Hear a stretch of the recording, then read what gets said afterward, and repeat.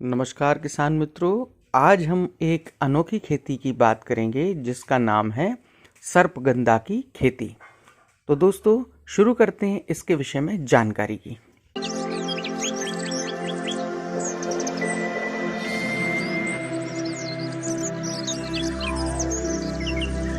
भारत में 400 वर्ष से इस पौधे की खेती किसी न किसी रूप में हो रही है।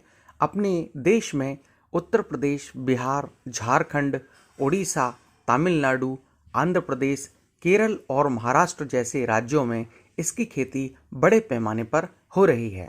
सर्पगंधा की खेती से किसान अच्छी कमाई कर रहे हैं। किसानों के लिए आज के समय में एक से एक विकल्प मौजूद हैं।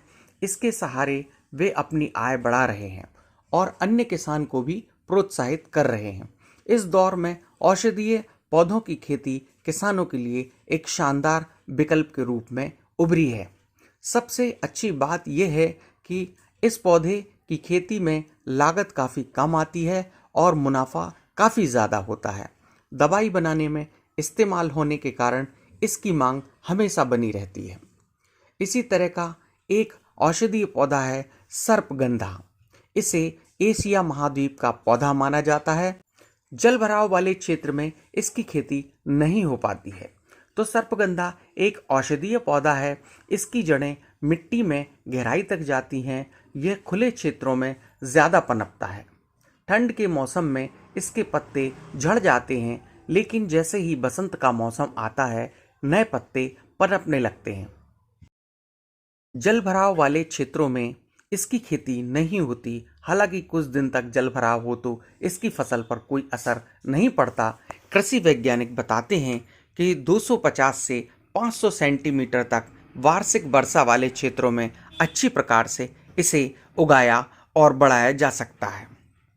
3 प्रकार की मिट्टी में इसकी बुआई हम कर सकते हैं। रेतीली दोमट और काली कपासिया मिट्टी इसकी खेती के लिए ज़्यादा उपयुक्त है। इसकी 3 प्रकार से हम खेती कर सकते हैं।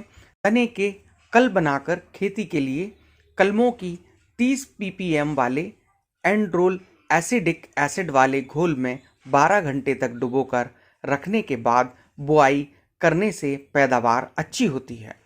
दूसरी विधि में इसकी जड़ों से बुआई की जाती है। जड़ों को मिट्टी और रेत मिलाकर पॉलीथीन की थैलियों में इस प्रकार रखा जाता है कि पूरा कटिंग मिट्टी से दब जाए तथा यह मिट्टी से मात्र 1 सेंटीमीटर ऊपर रहे। जड़ 1 माह के अंदर अंकुरित हो जाती है। इस विधि में बुआई करने के लिए 1 एकड़ में 40 किलोग्राम रूट कटिंग की आवश्यकता होती है। तीसरा तरीका है कि बीजों से बुआई करने का।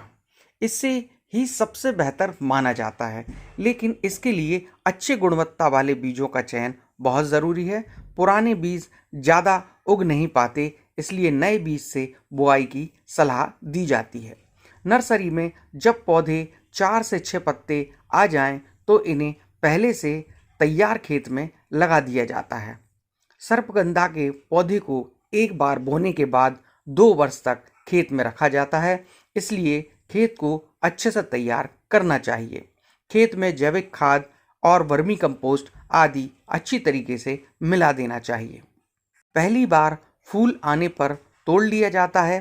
खेत तैयार हो जाने के बाद 45-45 सेंटीमीटर की दूरी पर 15 सेंटीमीटर गहरे कुंड बना दिए जाते हैं। इन्हीं में पौधों को रोपा जाता है। 6 महीने बाद पौधों में फूल आने लगते हैं, जिस पर फल और बीज बनते हैं।